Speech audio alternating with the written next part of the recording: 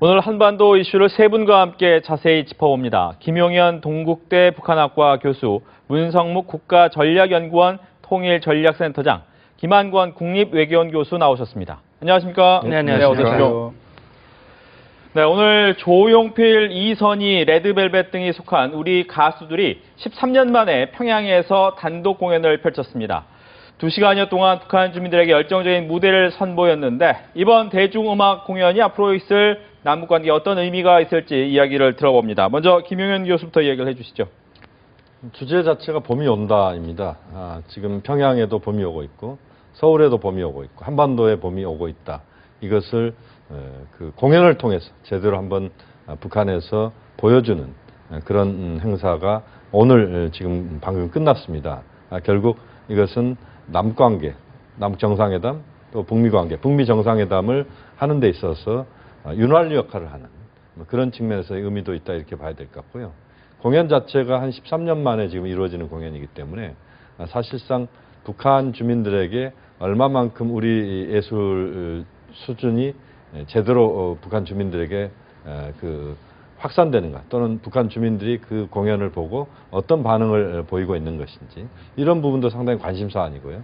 전체적으로 한반도에 봄이 오고 있는 것을 여실히 보여주는 공연이 오늘 이루어졌다. 그렇게 평가할 수 있겠습니다. 네, 오늘 6시 반부터 시작이 됐는데 아직까지 끝났다는 소식까지는 전해지지 않았고 어떤 반응이 있는지는 나중에 들어온 대로 다시 전해드리도록 하겠습니다. 문성묵 센터장께서도 어떻게 생각하시는지요? 예, 맞습니다. 이제 지난 평창올림픽 당시에 북측예술단이 내려와서 강릉과 서울 공연을 했습니다. 근데 그건 이제 북한 측의 평창올림픽 축하를 위한 공연이었고 사실 그것만으로 끝난다면 교류라고 말하기가 어렵죠. 그러나 이번에 이제 우리 측 예술단이 방북함으로써 남북 교류가 성립이 됐다라는 생각이 들고요. 특히 이런 문화 예술 또 체육 분야의 교류는 많을수록 좋은 겁니다. 서로 간의 공감을 확대하고 특히 분단 70년 동안 문화 예술 분야에서도 상당히 그 골이 깊거든요.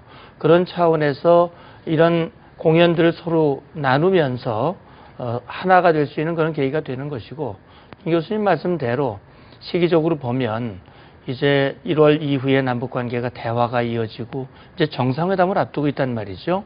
이런 상황에서 주제와에 맞게 정말 봄이 온 것은 아직 단정할 수 없지만 봄이 오기를 염원하고 바라는 그런 의지가 담겨져 있다고 생각이 됩니다. 그래서 이것이 결국 북한 주민들에게도 우리의 문화를 전달하고 그들에게 공감대를 확산시킨다면 한반도의 평화와 또 안정에 기여할 수 있는 측면이 많이 있다 이렇게 생각이 됩니다. 알겠습니다. 김 교수님. 예, 두 가지 의미를 좀 짚어보고 싶습니다. 첫 번째는 이런 문화교류를 통해서 양측의 민족적 이질감이 생겼던 부분들이 많이 해소돼서 민족적 동질감이 높아지는 하나의 기회와 계기가 되었으면 합니다. 두 번째로는 남북 간의 신뢰 쌓기의 의미가 있다고 생각합니다. 지난번 3월 6일 날에 저희 특사단이 평양을 방문한 이후에 대북 특사 방문 결과 언론 발표문을 발표했습니다. 그때 6번째 항에 바로 우리의 태권도 시범단과 예술단이 가서 평양에 공연하게 초청한다고 했는데 이런 작은 약속이지만 하나씩 모두 지켜짐으로써 전차 남북 간의 신뢰가 쌓여나가는 과정에 의미가 있다고 생각합니다. 알겠습니다. 2018년 남북 정상회담을 4월 27일 판문점 남측 지역 성화의 집에서 개최하기로 하였다.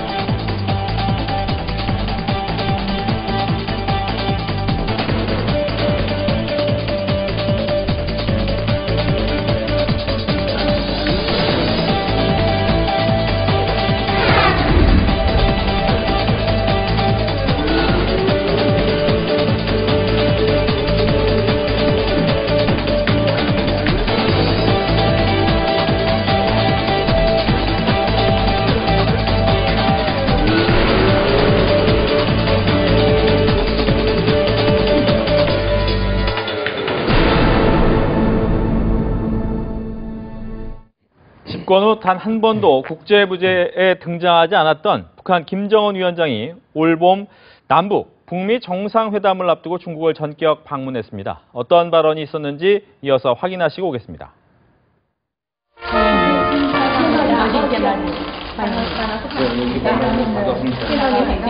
나의 첫 외국 방문의 발걸음이 중화인민공화국의 수도가 된 것은 너무도 마땅한 것이며 이는 조중 친손을 대를 이어 목숨처럼 귀중히 여기고 이어나가야 할 나의 숭고한 의무로도 됩니다.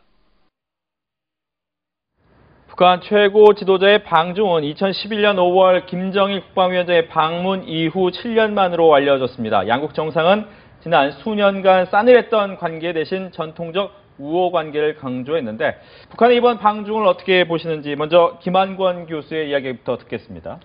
예, 양국 모두, 즉 중국과 북한 모두에게 이익으로 작용했기 때문에 이런 전격적인 만남이 성사되었던 것 같습니다. 우선 북한의 입장에서 본다면은 북미 정상회담을 앞두고 협상 대상자들이 전부 강경론자들로 바뀌는 현상이 나타났습니다. 이것에 대응하기 위해서도 선제적으로 북중 우호 관계 개선이라는 새로운 전략 카드를 만들므로써 북미 정상회담에 대비하는 모습이 보인 것 같습니다.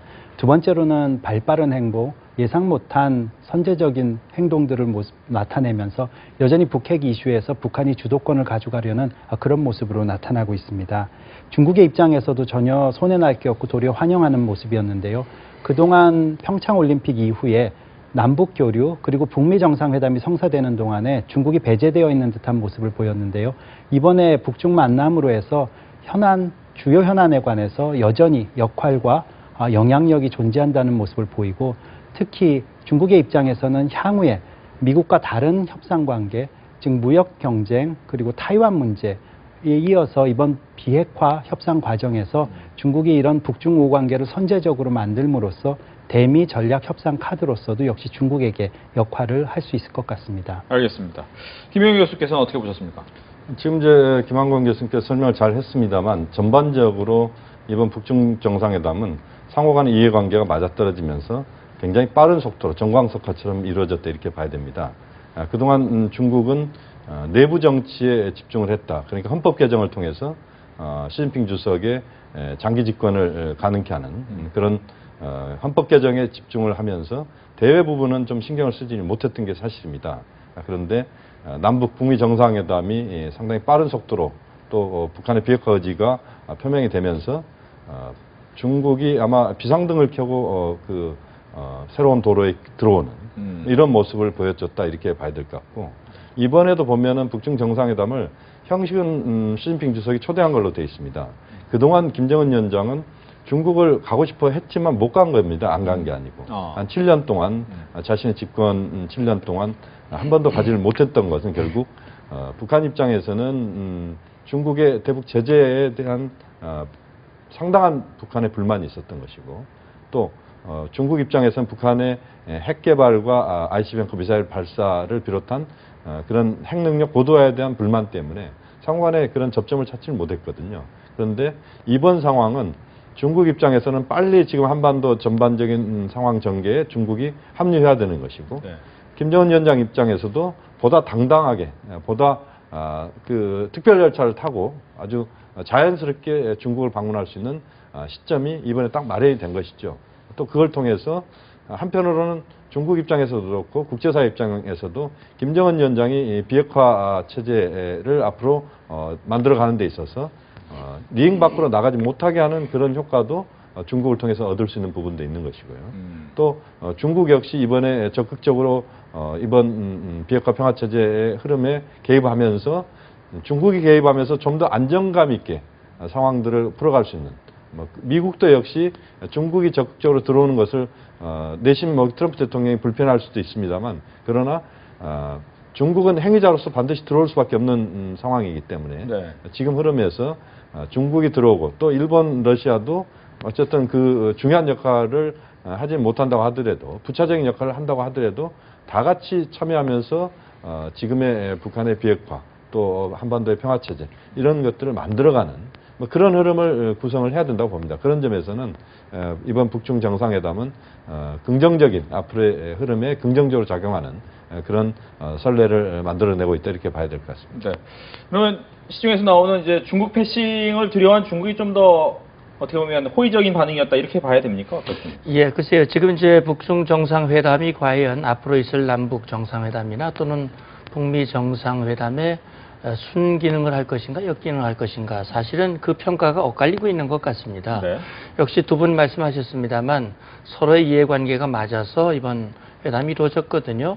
이번 회담을 보면서 제가 느끼는 느낌은 이게 국제사회에서 외교관계라 나라와 나라 사이의 관계라고 하는 게 이게 정말 영원한 적도 없고 영원한 우방도 없다고 하는 것이 현실이구나.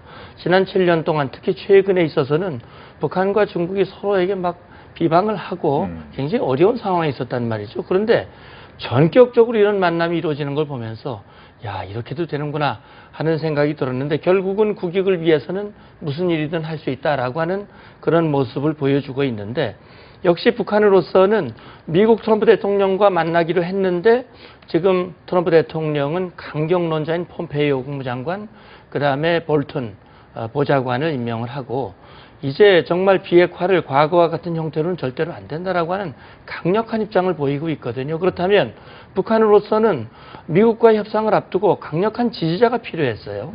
역시 중국이라고 하는 지지자. 그래서 미국과 협상을 할 때 좀 더 대등하게 이렇게 협상력을 가져가겠다. 또 만약에 협상이 잘못된다 하더라도 미국으로부터 오는 강력한 압박을 막아줄 수 있는 방파제는 역시 중국밖에 없다라고 하는 그런 판단이고 중국 입장에서도 북한이라고 하는 전략 카드는 우리 대남, 대미 협상력, 지렛대로서 아주 중요한 위치에 있기 때문에 그래서 중국이 정말 북한의 비핵화를 위해서 진정성을 가지고 접근을 한다면 이번 북중 정상회담이 순기능으로 작용을 하겠지만 네.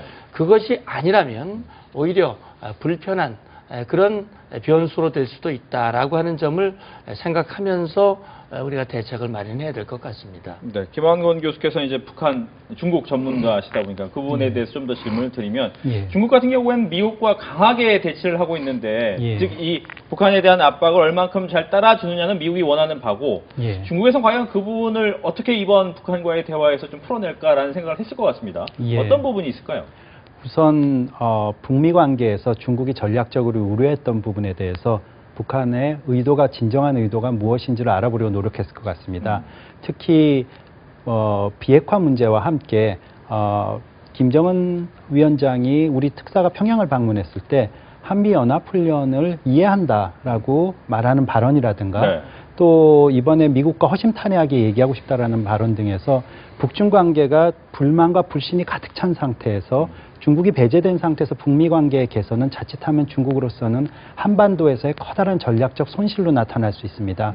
우선 이 부분에 대해서 북한의 진정한 의도가 무엇인지를 알아보려고 했을 거고요. 또 이를 선제적으로 예방함으로써 중국이 한반도에서 갖는 전략적 이해를 지키려고 했을 것입니다. 두 번째로는 역시 미국과의 관계, 말씀해 주신 대로 미국과 중국은 전략적 경쟁 구도가 점점 높아지고 있습니다. 이런 상황에서 비핵화 문제를 중국에 유리하게 가져가려는 것이 중국의 의도입니다.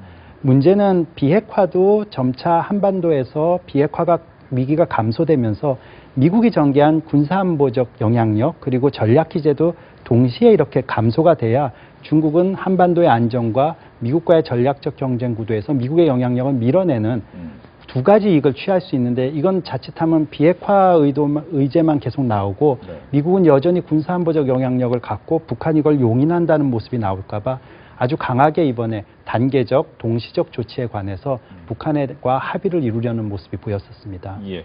이런 얘기를 생각해 보면 우리나라 입장에서는 중국과의 또 이야기를 좀 잘 풀어야 나가야 될 필요가 있어 보이는데 이 부분은 네. 어떻게 풀어야 될까요? 그렇습니다. 지금 이제 어쨌든 양재츠 정치위원도 방한을 했었고요. 네. 전체적으로 이제 한중 간에 크게 지금 한반도 문제, 북핵 문제를 둘러싼 전반적인 상황 전개에서 아주 특별하게 지금 이견이 돌출된다 이렇게 볼 수는 없는 것 같습니다. 다만 이제 중요한 것은 지금 우리 입장에서도 역시 주목해야 되는 게 큰 틀에서는 비핵화라고 하는 부분에 대해서 비핵화를 목표로 김정은 위원장이 비핵화하겠다는 의지 이 부분에 대해서는 우리가 정확하게 앞으로도 김정은 위원장의 입장이 지속될 수 있도록 우리가 강하게 김정은 위원장에게 지속적으로 요구를 해야 되는 부분이라고 봅니다. 네. 그러면서도 그것을 이행하는 방식은 어쩔 수 없이 단계적인 방식으로 갈 수밖에 없는 게 사실입니다. 다시 말씀드리면 북한 핵 문제를 풀어가는 데 있어서 단계별로 또 행동 대 행동의 원칙에 따라서 함께 그러니까 북한에게만 일방적으로 요구할 수 없는 것이고 북한에게도 요구하고 또 미국과 국제사회도 북한에게 요구하는 것만큼 북한이 요구하는 선물을 또 줘야 되는 부분들이 있기 때문에 그것들도 같이 마련해 나가면서 상호 신뢰를 쌓아가는 과정에서 이것들을 만들어가는 것이죠. 그렇기 때문에 저는 김정은 위원장의 단계별 또는 이런 이야기들에 대해서 우리가 그것을 무조건 잘못됐다 또는 배제할 것은 분명히 아닌 것 같고 어차피 지금 국면에서는 북한에게 리비아식 해법을 요구하고 있는 미국 입장만으로 북한을 설득할 수는 없는 겁니다. 왜냐하면 리비아 같은 경우는 전체 핵 고도화를 100이라고 했을 때 한 10이나 20 정도에서 그친 상태였고 북한은 거의 90을 넘고 있습니다. 90%를 넘고 있는 거의 핵 개발의 최종 단계 직전까지 와 있다 이렇게 봐야 되기 때문에 그 상황에서 리비아식 해법으로 완벽하게 북한이 비핵화를 하고 그 다음에 국제사회나 미국이 지원을 하겠다 또는 체제 안전 보장을 해주겠다라고 하는 방식으로는 사실 답을 찾기는 대단히 어렵다. 그렇게 본다면 이제 우리 입장에서도 큰 틀에서는 일괄 타결로 가고 그 다음에 이행 과정에서는 좀 단계적으로 상호 그 행동 대 행동의 원칙에 따라서 상호 신뢰를 쌓아가면서 가는 것이고 또 보상과 관련된 부분도 단계적 이행 과정에서 행동 대 행동 이 원칙에 따라서 보상을 하는 이런 쪽으로 갈 수밖에 없는 것이기 때문에 그런 부분들에 대해서 이제는 좀 접점을 찾아야 된다. 김정은 위원장도 자신이 최대치로 북미 정상회담 또는 한반도 전체를 풀어가는 데 있어서 자신이 최대치로 할 수 있는 이야기를 꺼낸 것이고 트럼프 대통령도 역시 리비아식 해법이랄지 이런 부분들은 미국이 갖고 있는 최대치의 그 목표입니다.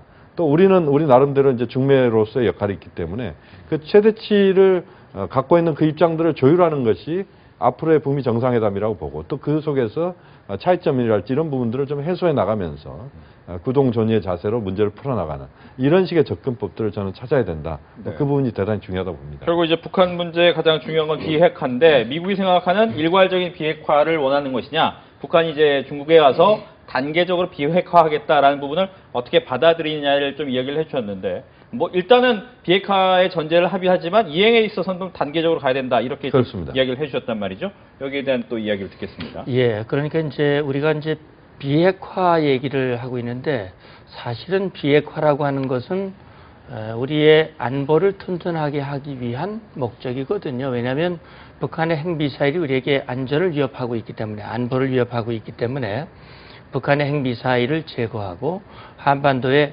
안보와 평화를 가져오는 것이 궁극적인 목표라고 하거든요. 그런데 결국 그렇다면 우리의 안전보장을 확고하게 하기 위한 우리의 목표, 이것은 결국 북한의 핵미사일이 완전하게 폐기돼야 되는 거거든요. 다시 말하면 다시 그것을 하게 하는, 과거에 25년 동안 우리가 남북 간에도 한반도 비핵화 공동선언이 있었고 94년도에 미북 간에도 제네바 합의가 있었고 그 다음에 2005년에 9.19 공동성명이 모두 단계적 해법이라고 볼 수 있는데 그 단계적 해법이 모두 실패했단 말이죠. 그 잘잘못이 누구에게 있느냐를 떠나서 결국 그런 단계적 해법이 실패한 것은 북한이 비핵화를 한다는 약속만 해놓고 실제로는 핵을 개발하고자 하는 확고한 의지를 포기하지 않았다는 것이죠. 지금까지 보여주는 북한의 비핵화라고 하는 것이 우리는 북한의 비핵화, 북한은 조선반도의 비핵화, 유훈을 얘기를 하면서 이것은 북한이 핵을 현재 가지고 있는 핵은 어느 정도 유지를 해가면서 미국의 영향력을 감소시키고자 하는 그런 의도가 사실상 담겨 있단 말이죠. 그건 금방 김환경 교수 말씀대로 중국도 같은 입장입니다. 우리로서는 한반도의 안보를 확고하게 유지하기 위해서는 적어도 한미동맹과 연합방위 체제가 유지가 돼야 한다라고 하는 것.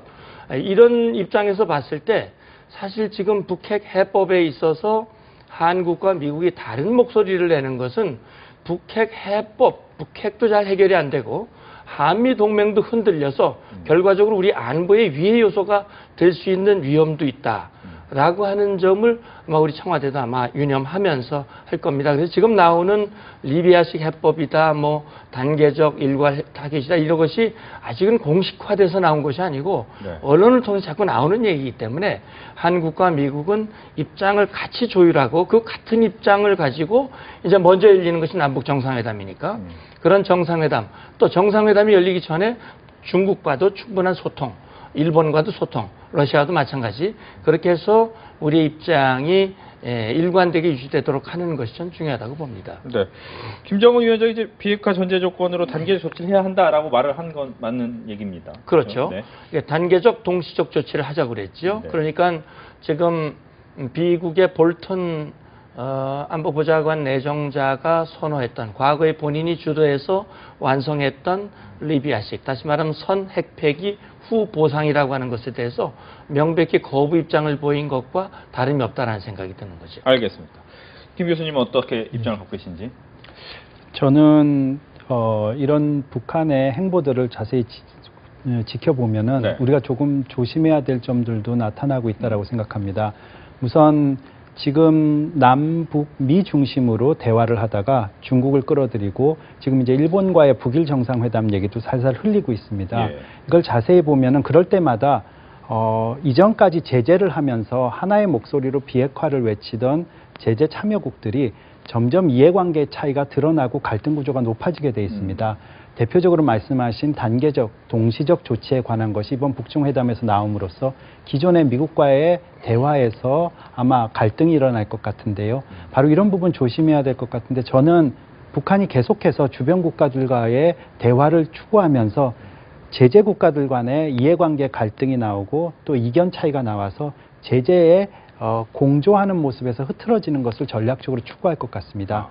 두 번째로는 이렇게 다자 간의 협상을 유도해서 북한이 계속해서 협상의 주도권을 가지고 과연 북한이 어떤 의도를 가지고 있느냐를 주변 국가들이 도리어 관심을 가지고 촉각을 곤두세우는 모습을 보임으로써 북한이 비핵화 협상의 주도권을 만들어 나가는 모습이 보일 것 같습니다. 이런 부분은 우리가 향후에도 매우 조심하고 민감하게 접근해야 될 것 같습니다. 네. 김병희 교수님, 계속해서 네. 나온 얘기 중에 하나가 이미 그동안 단계적인 부분에 대해서 실패하지 않았느냐. 네네. 그렇기 때문에 이번에 역시 믿을 만한 과연 근거가 되겠느냐라는 것이 가장 큰 반론이겠죠. 지금 이제 우리 일부에서 이야기하는 부분은 네. 지금 말씀하신 것처럼 이러한 방식으로 갔을 때는 과거에 답습을 하는 것 아니냐 뭐 이런 이야기인데요. 우리가 좀 차원을 달리해서 봐야 될 부분이 한두 가지 있습니다. 이번에 남북 북미 정상회담의 흐름을 전체를 보면 과거의 방식들은 보면 실무적인 접촉이나 회담을 통해서 최종적으로 정상회담으로 가는 그런 흐름이었던 것 같은데 이번 같은 경우 보면은 양국 또는 남북 또는 북미 정상들 간에 뭐 직접 대화는 아직 이루어지지 않고 있습니다만 그러나 최고 지도자들 간의 어떤 통큰 결단 이런 것들을 통해서 비핵화에 대한 합의 우선 이것을 중심으로 하고 실무적인 것들을 그것이 뒷받침해 주는 이런 방식으로 좀 바뀌고 있다 이렇게 봐야 됩니다. 그러니까 지금의 방식은 하나하나 단계를 돌파해 나가면서 신뢰를 쌓아가면서 또 그 행위자들이 링 밖으로 빠져나가지 못하게 하는 겁니다. 다시 말씀드리면 그전에는 대체로 뭔가를 서로에게 요구하는 것을 중심으로 전개를 시켰다면 네네. 이제는 그것이 아니고 미국과 북한이 직접 링 위에서 그대로 자신들이 링 밖으로 빠져나가지 않고 거기에서 충분한 토론을 통해서 하나 둘씩 문제들을 해결나가는 방식이고 또 그것을 문재인 대통령이라고 하는 중매인이 그 중매를 하는 방식 또 일본, 러시아, 중국은 그 링 밖에서 완전히 떨어져 있지 않고 링에 아예 붙어서 그 상황들을 전체적으로 어떻게 진행되어 가는지 또는 중국이나 미국이 링 밖으로 나오려고 한다면 그것을 못 나오게 만드는 그런 역할을 한다 이렇게 봐야 될 것 같습니다. 그래서 일들이 그러니까 비핵화의 이 단계별로 진행되는 이 과정에서 자신들이 링 밖으로 나갈 때 훨씬 많은 손해를 본다. 이런 쪽으로 방향들을 잡고 가는 겁니다. 그렇기 때문에 현재 국면에서 북한에 대한 선 비핵화 요구라고 하는 그 방식만으로 가야 된다라고 하는 그 설명은 제가 볼 때는 지금 구도에서는 맞지 않다. 네. 오히려 지금 구도는 하나하나 상황들을 돌파해 가면서 그러니까 단계별로 행동으로 돌파해 가면서 거기에서 신뢰가 만들어지는 것이고 그 만들어진 신뢰가 쌓여가면서 또 다른 전진을 하는 이런 식의 방식으로 지금 바뀌는 그 구조가 이번에 남북 북미 정상회담을 통해서 만들어진다.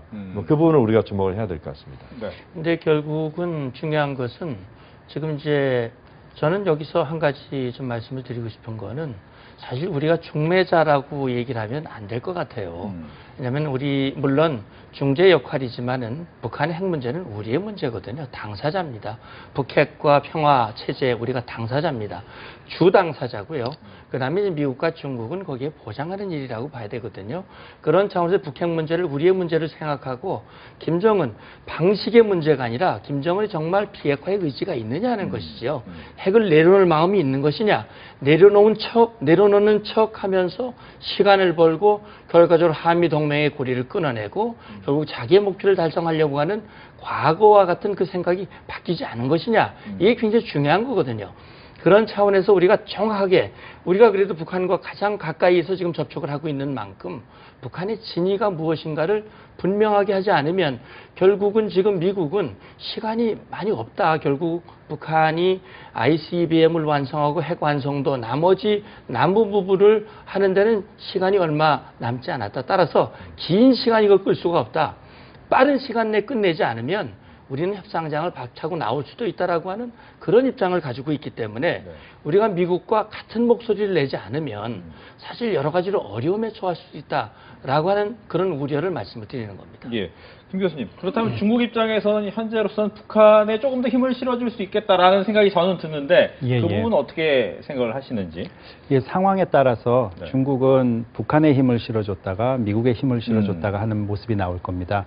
중요한 건 두 가지인데요. 네. 하나는 첫 번째로 북한이 방금 우리 문 센터장님 말씀해 주신 대로 진정하게 비핵화 여부가 있는지 없는지가 아직 확실치가 않고요. 두 번째는 미국이 한반도 비핵화를 제1 정책의 우선점으로 보는지 아니면 이것을 명분으로 중국 견제를 제1 정책의 우선권으로 두는지가 중국의 입장에서는 아직 확실치가 않습니다.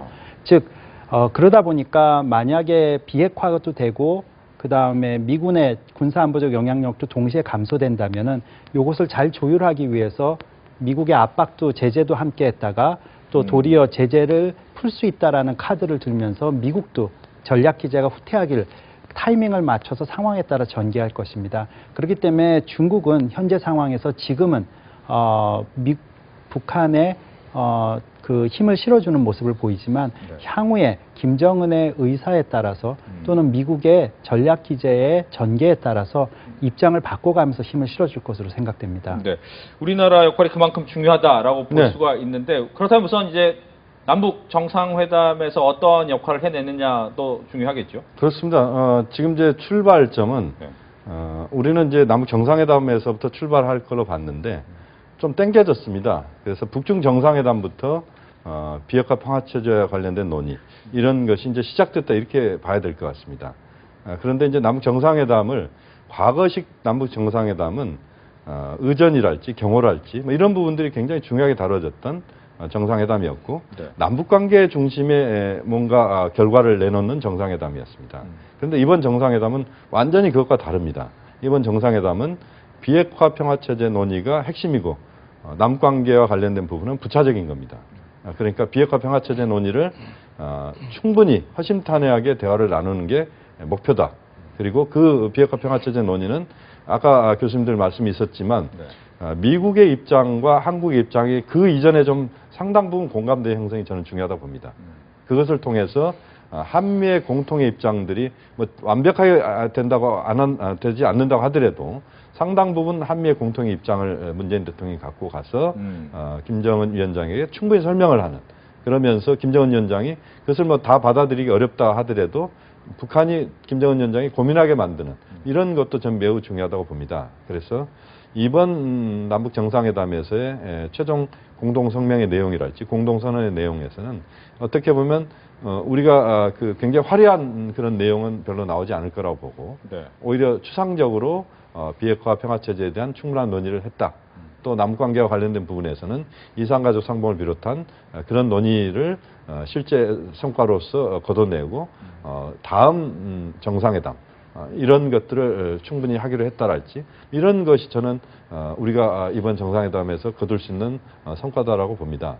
이번 정상회담의 이름이 2018 남북 정상회담인데요. 네. 아마 이번 정상회담 끝난 뒤에는 아무래도 제가 볼 때는 2018 1차 정상회담으로 아마 그 이름이 바뀔 가능성이 있다고 봅니다. 그리고 2018 2차 정상회담, 2018 3차 정상회담 이런 식으로 갈 가능성이 있고 북미 정상회담도 저는 올해 한 번 이상 이루어질 수도 있다고 보고 네. 그렇게 된다면 이번 남북 정상회담에서는 어떠한 뭐 겉으로 드러나는 성과, 특히 비핵화 평화 체제에 대해서 남북 정상회담에서 뭐 화끈한 성과가 나온다 이런 부분은 제가 볼 때는 현실적이지 않다라고 보고 오히려 북미 정상회담에서 모든 성과가 나올 수 있도록 남북 정상회담은 디딤돌, 징검다리, 마중물 역할을 하는 이런 식의 정상회담으로 이번 정상회담이 좀 정리될 필요가 있다.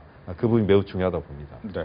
정상회담으로 하면 어떻게 보면 큰 틀의 합의가 나올 수 있다라는 부분도 있지만 자칫하면 제대로 된 성과가 없을 수 있다라는 이제 여러 가지 얘기가 나오기 때문에 여기에 대한 이야기를 들어보겠습니다. 네, 맞습니다. 그러니까 지금 이제 구도를 보면요. 우리 대북 특사단이 평양에 가서 김정은 위원장을 만나고 그리고 내려와서 6개 항의 합의문을 발표를 하고 미국으로 건너가서 트럼프 대통령에게 이 트럼프 대통령을 만나고 싶은 의사가 있다라는 입장을 전했고 트럼프 대통령이 생각보다는 굉장히 전격적으로 뭐 그냥 바로 수용을 했다는 거예요. 자, 그리고 이제 트럼프 대통령의 말은 항구적 비핵화를 위해서 김정은과 만나기로 했다라고 하는 얘기거든요. 그렇다면 트럼프 대통령은 북한의 이야기는 전혀 들어보질 못했습니다. 직접 들어본 일이 없어요. 사실 여기서 주목해야 할 부분은 북한이 우리 남북 간의 북중 간의 비핵화와 관련된 얘기들을 했다고 그러고 간접적인 발표들은 있지만 북한 입으로 스스로 비핵화를 얘기를 한마디도 안 하고 있습니다. 노동신문에서도 안 하고 일체 안 하고 있어요. 그러니까 미국은 한국의 얘기를 듣고 우리 정의용 실장의 얘기를 듣고 이제 회담에 호응을 한 겁니다. 네. 이건 무슨 얘기냐면 우리 한국 정부를 믿은 거죠. 다시 말하면 대출을 받을 때 보증을 해두듯이 한국 정부의 한국 정부 얘기 들어보니까 김정은의 비핵화 의지가 확고하구나. 그래서 이번에 한번 만나면 북한의 비핵화를 확실히 이룰 수 있는 전기가 되겠구나. 이거 놓치면 안 됩니다라고 얘기를 했고, 그렇다. 그럼 놓치면 안 되겠다. 그런데 이번 남북 정상회담에서 북한의 비핵화 의지가 아주 이렇게 흐리게 나오게 되면 의지가 있는지 없는지 확인하기 어려운 그런 정도의 합의가 나온다면 이것이 북미 정상회담으로 과연 이어질 수 있겠느냐 하는 부분들, 또 북미 간에도 아직 북한으로부터는 직접 얘기를 들어보지 못했기 때문에 미국은 아마 북한과 직접 실무 차원에서 사전 접촉을 아마 하게 될 겁니다. 그 과정에서 북한의 의지를 확인하면 그 북한의 의지 여하에 따라서 북미 정상회담이 열릴 수도 있고 미뤄질 수도 있고 안 열릴 수도 있겠다라는 그런 생각도 듭니다. 네, 좀 다른 의견을 내셨기 때문에 잠시 후에 다시 들어보고 김 교수님의 얘기도 듣겠습니다. 예, 북미 정상회담에 하기 전에 남북 정상회담을 하는 것은 저는 굉장히 좋은 우리로서의 기회다라고 생각합니다. 북미 정상에서 생길 수 있는 갈등 요소들을 우리가 조금 강한 모습으로 입장 전달을 해서 설사 갈등이 회담 중에 이견 표출이 나오더라도 그런 선제적인 입장 조율을 하려는 노력이 필요할 것 같습니다. 특히 한국, 중국, 일본 세 나라가 가장 우려하는 모습은 미중이 적절한 선에서 타협을 보면서 갈등을 피해 나가려는 구조고 양측이 모두 국내 정치적으로 이득을 얻으려는 모습이 나타날까 봐 우려하고 있습니다. 즉 북한은 모라토리움을 선언하면서 핵무기를 가진 상태에서 ICBM을 폐쇄하면 미국으로서는 일단 급한 불을 끄고 계속해서 비핵화 협상을 해나가겠다고 하면요. 네. 동시에 미국은 아직까지는 북한의 위협이 남아있기 때문에 미국의 군사안보적 영향력과 첨단 전략 기제들을 한반도에서 후퇴하지는 않을 겁니다. 그렇게 되면 북한의 비핵화도 급한 불을 끄고 억제력도 유지하면서 중국도 견제하는 모습을 가질 수 있는 양측으로서는 국내 정치적이나 자신의 전략적 이익을 극대화할 수 있는 교차점이 생길 수가 있습니다. 한국은 이를 선제적으로 막고 중국, 일본과 협력해서 이 부분은 받아들일 수 없다는 것을 명확히 하고 동시에 비핵화 협상에서 나타날 수 있는 미북 간의 갈등 요소는 우리가 선제적으로 얘기를 하면서 선제적인 조율을 해나가는 것이 꼭 필요하다고 생각됩니다. 네. 지금 이제 우리가 주목해야 되는 부분은 남북 정상회담과 북미 정상회담이 하늘에서 갑자기 떨어지지 않았다는 겁니다. 다시 말씀드리면 남북 정상회담, 북미 정상회담을 결실을 아직 지금 성과를 우리가 앞으로 내와야 되는 부분에 있어서는 명확합니다만 이것이 현재까지 진행되어오는 과정은 올해 들어서 그냥 하늘에서 뚝 떨어진 게 아니고 작년부터 상당히 많은 수준에서 남북, 북미 간에 여러 가지 이야기들이 좀 오갔다라고 봅니다. 김정은 위원장이 문재인 대통령의 베를린 구상을 보면서 어떻게 생각했을까? 그러니까 북한을 흡수통일하지 않겠다. 그리고 인위적인 붕괴를 하기 위해서 한국이 나서지 않는다. 이런 이야기는 결국 지금의 상황까지도 염두에 둔 문재인 대통령의 생각이었다. 이렇게 봐야 됩니다. 그렇기 때문에 남북관계 차원에서도 그렇고 또 북미관계 차원에서도 지금도 역시 저는 많은 대화들이 저는 오고 가고 있을 거라고 봅니다. 그러니까 현재 상황들을 풀어가는 데 있어서 미국과 북한이 전혀 교감이 없는 상태에서 트럼프 대통령이 정의용 실장의 말을 믿고 그 말만 믿고 덥석 북미 정상회담을 받아들였다. 이렇게 보지는 않습니다. 그것은 결국 북한과 미국의 상당한 수준에서 지금 보면 뭐 제네바 협상 통로도 있고 뉴욕 채널도 역시 여전히 가동이 되고 있고 굉장히 활발하게 지금 가동되고 있을 거라고 봅니다. 그렇기 때문에 이제 그러한 그 여러 그 통로들을 통해서 남북 북미 차원에서의 북한의 비핵화 의지와 또 구체적인 앞으로의 어떤 진행 과정에 대한 논의들이 상당히 지금 진행이 되고 있을 것이다라고 하는 것. 그다음 또 하나는 남북 정상회담은 제가 볼 때는 대화 집중 토론 중심의 정상회담입니다. 다시 말씀드리면 이 정상회담은 북미 정상회담의 성과를 거두기 위해서 남북 정상회담은 거기에 어떻게 보면 디딤돌 그야말로 남북 정상회담을 딛고 북미 정상회담이 성공을 거둔다면 이건 남북 정상회담이 성공을 한 거나 마찬가지입니다. 그래서 토론 중심, 대화 집중 이 정상회담 이 과정에서는 실질적으로 남북관계 차원에서의 또 남북 정상회담에서의 어떤 외화된 성과물들이 그렇게 화려하게 나오지 않을 것이다. 특히 비핵화 문제와 관련된 부분도 지금도 보면 이제까지 지난 1월부터 1년의 쭉 과정들을 보면 우리 정부도 북한과의 대화했던 구체적인 것들을 이야기를 하지 않고 있고 미국도 정확하게 어떤 이야기를 북한과 간접적으로 했는지에 대해서 정확하게 이야기를 하지 않고 있습니다. 이것은 결국 뭐냐면 지금 이런 것들을 다 공개하는 순간 여러 문제들이 발생하면서 실제 진행이 되지 않을 가능성이 높습니다. 그래서 아마도 북미 정상회담의 어떤 그 결과가 나오면서 그동안 진행됐던 사안들이 저는 상당 부분 좀 공개가 되리라고 보는데 그런 점에서 본다면 지금의 상황들을 물론 지금 우려하는 것처럼 지금의 그 남북 북미 정상회담으로 가는 데 있어서 모든 변수들에 대해서 여러 가능성들을 염두에 두고 우리가 접근을 해야 됩니다만 그러나 전체적으로 흐름 자체는 상당히 긍정적인 흐름으로 그렇게 크게 문제가 없는 상태에서 지금 진행되고 있다. 이렇게 봐도 저는 무방할 거라고 봅니다. 알겠습니다. 이제 우리나라 같은 경우에 한반도의 비핵화와 평화라는 커다란 주제를 갖고 있다라고 생각이 됩니다. 하지만 각각의 나라가 생각하는 주제는 다르겠죠. 북한 같은 경우에는 체제 유지가 아닐까 싶고 미국 같은 경우에는 한반도, 특히 북한의 비핵화를 좀 원할 것 같고 중국 같은 경우에 동북아시아에서 영향력을 얼마나 또 유지할 것이냐라는 생각을 할 것 같은데 과연 이 모든 주제, 자신들의 주제가 다 만족할 만한 결과가 나올 수가 있을까에 대해서는 고민이 좀 됩니다. 여기에 대해서 좀 이야기를 듣겠습니다. 예, 그 각자가 모두 만족하는 그런 결과를 만들기는 현실적으로 어렵겠죠. 네. 그러나 각각 공통점을 이제 최대한 확인을 하고 그걸 찾아서 접점을 찾아서 이제 합의를 해야 되겠죠.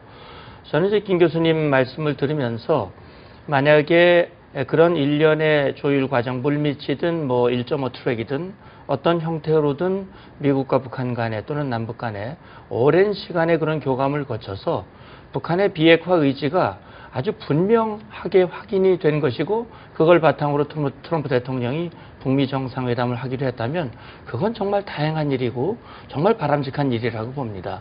저도 우리 국민의 한 사람으로서 북한이 핵을 내려놓고 북한이 정말 개혁과 개방을 하고 그렇게 해서 한반도에 진정한 평화가 오도록 그런 결단을 한다면 얼마나 좋겠습니까? 그러나 우리는 지금 눈앞에 전개되는 현실과 과거에 북한이 보여줘 왔던 그런 행태가 같이 교차하고 있기 때문에 지금의 상황을 그대로만 우리가 받아들이기에는 어려운 그런 현실이 있다 하는 얘기인데 말씀하신 대로 북한은 기본적으로 자기들의 핵 보유가 미국의 대북 적대시 정책 때문에 나온 것이기 때문에 이번에 우리 정의용 실장이 내려오셔서 발표하신 내용에도 보면 군사 위협이 해소되고 체제가 보장이 된다면 핵을 보유할 이유가 없다. 두 가지 조건을 얘기를 했습니다. 군사 위협 해소와 체제 보장. 그럼 거기서 말하는 군사 위협 해소는 뭐고 체제 보장은 무엇이냐 하는 얘기인데 결국 그 단어 자체로만 생각하면 그동안 북한이 주장해왔던 것이 군사 위협은 주한미군과 한미연합연습이라고 얘기를 했고요. 체제 보장은 미국의 대북 적대시 정책 때문에 체제가 흔들리고 있다. 이렇게 그동안 주장해왔기 때문에 결국 이번에 중국에 가서도 한미가 선의로 이 단계적 동시적 조치를 취하면 비핵화 협상이 잘 될 수 있다라고 하는 것과 사실 맥을 같이 하는 듯한 그런 느낌이 드는 거거든요. 아직은 뭐 북한의 입장을 정확히 제가 확인한 것이 아니기 때문에 알 수는 없지만은 그러니까 북한과 중국의 입장은 좀 비슷합니다. 한반도에서 미국의 영향력을 축소시키고 결국 한국을 자기 쪽으로 끌어들이는 사실 민족 공조 또는 중국의 우호적인 그런 대한민국으로 만들고자 하는 뜻이 비슷하고 미국은 한반도에서 어쨌든 국제적으로 북한의 비핵화가 확실히 이루어지고 우리 대한민국의 안보, 동맹국의 안보, 일본의 안보 이런 것들이 확실히 지켜지는 것을 원하기 때문에 결국 그런 것의 공통점을 어떻게 찾아가면서 협상을 완성시켜 나가느냐 하는 것이 지금 우리에게 주어진 과제라고 봐야 되겠죠. 네. 예. 한국의 입장에서는 사실 각 나라의 이해관계를 어떻게 조율할 수 있느냐에 집중해야 될 건데요. 사실 보면 많은 공통점들이 있습니다. 예를 들어서 단계적 동시적 조치라고 얘기하고 미국 측에서는 일괄 타격과 리비아식 해법을 언급하고 있는데 사실 보면 리비아식 해법에서도 2003년 3월에 협상을 시작해서 12월에 타결이 됩니다. 그리고 3년에 걸쳐서 타결된 내용을 하나씩 단계적으로 이행해 나갑니다. 단지 리비아가 먼저 행동을 하고 그걸 확인한 다음에 미국이 거기에 상응하는 조치를 해줬다는 차이입니다. 어찌 보면은 선후의 관계라든가 미묘한 뉘앙스의 차이지만은 한국이 그것을 확실히 조율해 나가고 또 다자 간의 협상으로서 약속을 이행하기 위해서 신뢰를 쌓아간다면은 저는 북한과 미국 사이에서도 또 중국과 미국 사이에서도 커다란 이견 차이는 나오지 않게 조율할 수 있는 공간이 충분히 있다라고 생각합니다. 이런 점에서 한국이 협상력을 높이기 위해서 북한과의 아까 김용현 교수님 말씀해 주신 1년에 한 차례만 이런 실무적인 남북 정상회담이 아니라 2018년 1차, 2차, 3차로 가면서 북한과의 신뢰를 쌓아나가고 이를 바탕으로 다자 간의 협약을 이끌어내고 이견을 조율하는 모습이 가장 현실적으로 유용한 방법이다라고 생각합니다. 네. 역시 이제 지금 상황에서는 남북 정상회담과 북미 정상회담은 그것이 이제 시간차를 두고 진행됩니다만 실제는 같이 진행된다라고 저는 봅니다. 그만큼 남북 정상회담의 의제 자체가 북미 정상회담의 의제와 직결된 그런 전체적으로 한 묶음으로 가는 정상회담이다. 이렇게 보는 것이 저는 맞다고 보고 그런 점에서 본다면 실질적으로 이번 정상회담에서 저는 북미 정상회담에서도 완벽한 성과를 거두는 다시 말씀드리면 북한의 비핵화가 실질적으로 모두 진행될 수 있는 모든 프로그램이나 그림들이 다 완성되는 것은 현실적으로 저는 불가능하다고 봅니다. 이번 정상회담은 그러한 정상회담의 어떤 목표를 실제 시작하는 출발점으로서의 정상회담, 남북 정상회담, 북미 정상회담이다. 이렇게 봐야 됩니다. 그러니까 우리가 과도하게 지금 욕심을 부리거나 모두 이번에 북한의 비핵화 문제에 대해서 모든 것들이 다 해결되는 식으로 가지 않으면 이번 정상회담은 실패한 것이다라고 보는 입장은 저는 동의하지 못할 것 같습니다.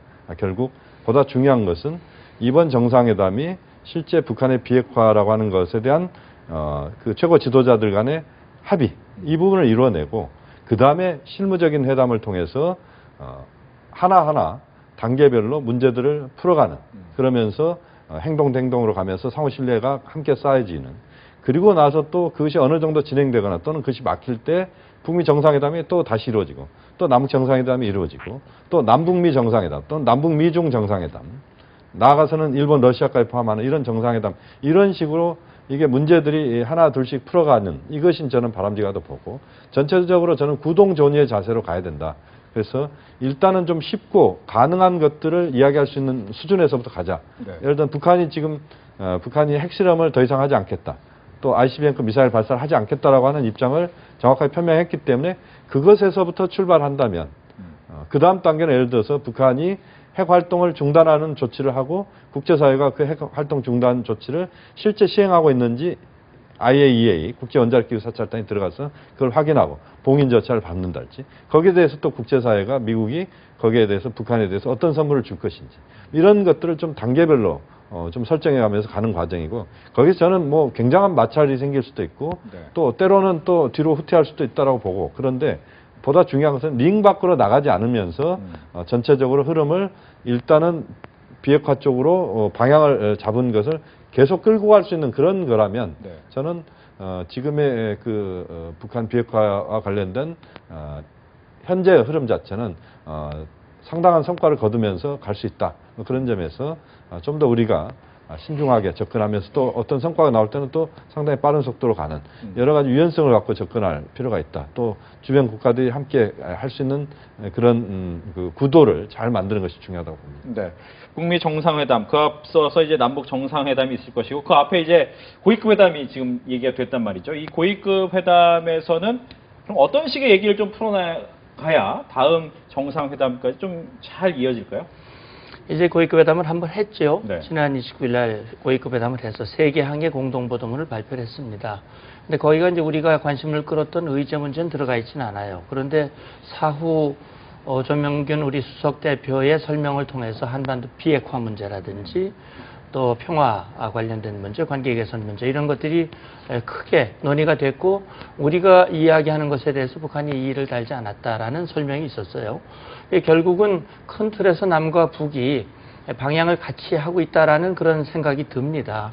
물론 뭐 한 번의 정상회담을 통해서 모든 문제가 다 해결되지는 않을 거예요. 그러나 어쨌든 2018 남북 정상회담이 아무런 합의도 없이 끝나서는 안 되겠지요. 어떤 형태로든 합의가 나와야 되거든요. 그게 뭐 내용이 많든 적든 간에 합의가 나와야 되고 적어도 북한의 비핵화 의지가 담겨질 수 있도록 그것이 분명히 의지가 해결 방안은 그 뒤에 실무적으로 마련하더라도 분명한 의지가 담아지고 그 의지가 북미 정상회담으로 이어질 수 있도록 만드는 그런 합의문은 제가 볼 때는 이번 공동보도문 3항에 보면 관련된 문제, 실무적인 문제는 계속 문서 교환 방식으로 논의하기로 했다라고 했기 때문에 저는 이번 정상회담이 하루 당일 회담이거든요. 27일.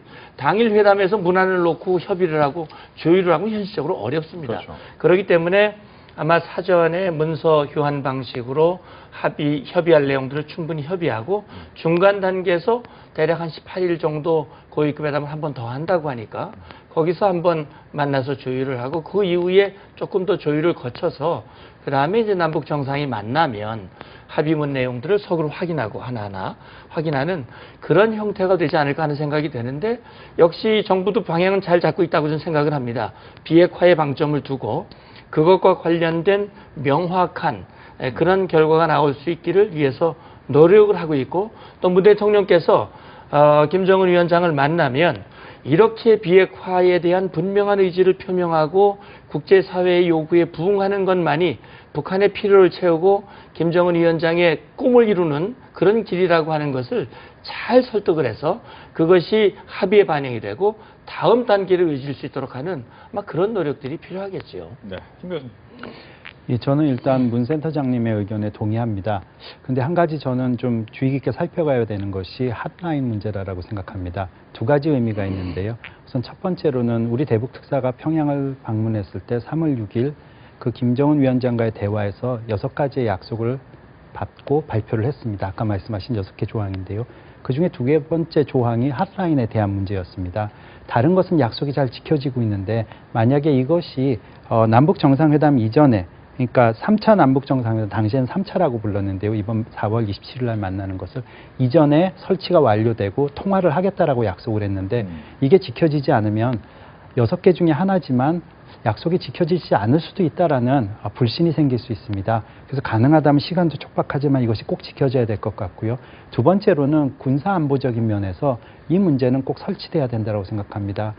김대중 대통령 때 햇볕 정책을 함에도 불구하고 연평교전이 2번이나 일어났습니다. 노무현 대통령 때도 햇볕 정책을 계승했다고 했지만 핵실험이 있었습니다. 이렇게 생각 못했던 군사 도발이 일어났을 때 양측이 불신이 높아질 수가 있는데요.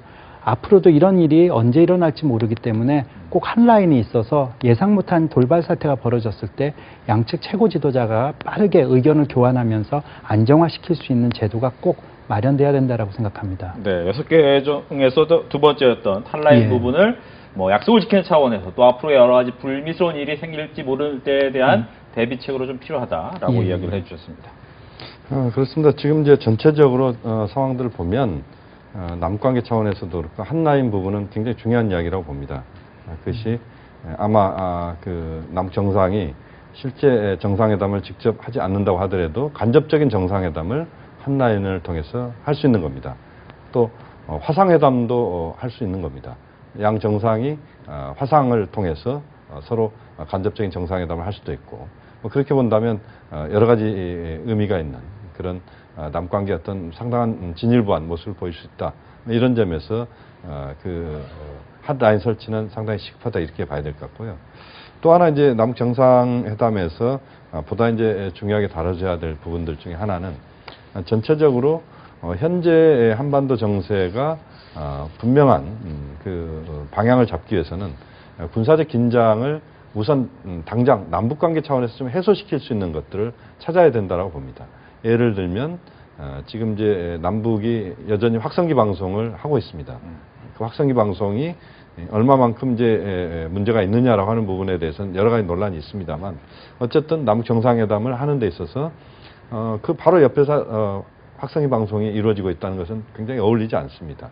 또 군사 부분에 있어서 여러 가지 그 정상 간 한 라인도 중요하지만 또 하나 군사 부분에 있어서 한 라인이 지금 군사 통신선이 제대로 지금 작동이 안 되고 있습니다. 하나 정도만 되고 있고 동해선 같은 경우 되지도 않고 있고 그래서 군사적인 부분에 있어서 우선 남북관계 차원에서 우발적 돌발적 사태가 발생했을 때 그것을 억제할 수 있는 그런 여러 가지 조치들을 군사회담을 통해서 할 수 있게 하는 뭐 그런 것을 남북 정상회담에서 좀 구체적으로 좀 정리된 이야기를 그 군사회담에서 할 수 있게 좀 한달지 또 전반적으로 아까 이제 이산가족 상봉 문제를 이야기했습니다만 이산가족 상봉 문제를 다루는 데 있어서도 좀 더 그것이 정리화되고 이산가족이 지금 보면은 13만 명 정도가 이산가족 상봉 신청을 이산 1세대가 했는데 현재 한 7만 명 정도가 사망했습니다.